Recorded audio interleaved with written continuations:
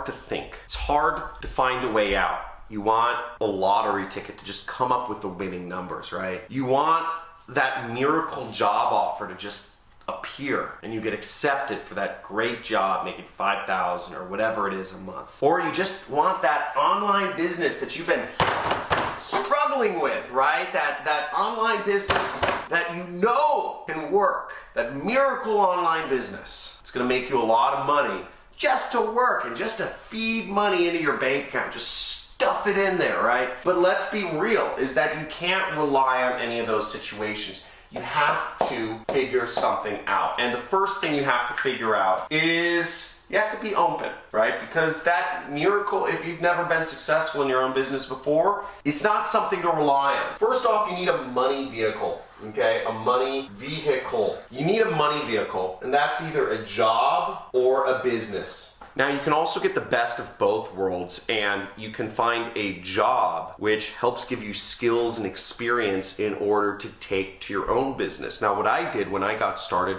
was I always knew I wanted to be an internet entrepreneur and fly across the world and travel and do fun things, kite surfing, skiing, bungee jumping, etc. And I chose the path of both worlds. I got a job working for an internet business. So while I was working my job, I was learning 8 hours, 10 hours a day I was working. I was learning every single hour of the day skills that I could directly take over to my own business and make me money. This is the hardest one because it's managing your finances, tracking, budgeting, and making sacrifices. Now, a lot of folk do not want to track their finances. It seems like such a demeaning and patronizing thing to have to write down all of your purchases and write down where your money's going. But in fact, a lot of it can actually be very easy with apps like Mint, and there's phone apps that do all this for you if you're using credit cards and bank accounts for most of your purchases. And I would suggest using something like Mint, but whatever you use, track it. A lot of people want to skip that. It seems weird. But once you start tracking and you start seeing the trends month over month, you see where your money goes, and you see where you can save and create budgets and make sacrifices. If you're guilty of not tracking, of not budgeting, of not sacrificing, if you're guilty of any one of these, even when you've been in a prickly situation, type in guilty in the comments below. And it's okay. We're all on the Johncrestani channel here. It's chill, no judgments. But make sure you take this into account. Type in guilty if you are, because understanding what you're doing is the first step to making changes. Okay, now generally speaking, if you're creating a budget, this is a fairly rough budget, but the buckets I've created were necessities, long-term savings, financial freedom, education, and fun. Now what you can do is you can bucket things this way, but you want to create a budget. Write it down. Start analyzing your finances. Start actually looking at things.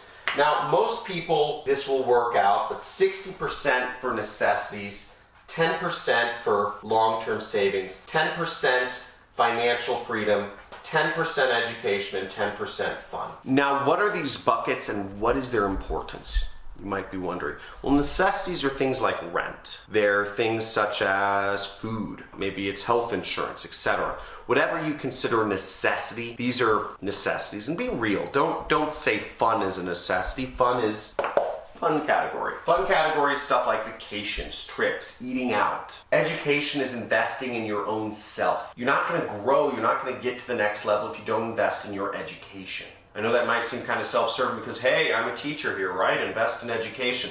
But let's be real here. Most people spend way too much money on education. Most people spend in America, people spend $100,000, $200,000 to send each of their kids to college. That's out of control. Financial freedom is long-term investments. It's cash flow stuff. And this isn't a necessity in the beginning, but I include it in there because I think it's important. Cash flow things can be stuff such as bonds. They can be things such as real estate. Really, I look at them as stuff such as real estate. That's where I'm putting my financial freedom stuff in income properties. And long-term savings in America, it's your retirement account. It's stuff you're not going to touch until you retire. And keeping a habit of always putting away 10% towards your retirement is a very good habit to get into. Now for me, my budget, it's a bit different than this. I'm in probably a different income tier than most people. I am in the 1%, and my necessities is about 15% of my budget. My long-term savings and my financial freedom are really stacked. I put a lot of money away. I put about 25 and 25. I put a lot of money away into savings and into retirement accounts because that's what I'm preparing for. I'm trying to get to the level, I'm still not there yet, where I can retire and literally live the rest of my life off of interest or cash flow.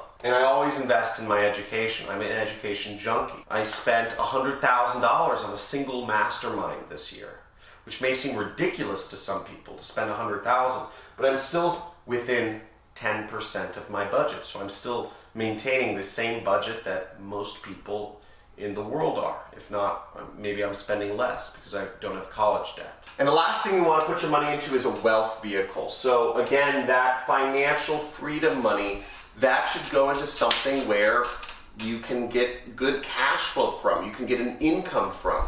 And that could be something like apartments, okay, or investing in a duplex, or investing in a property that you rent out via Airbnb.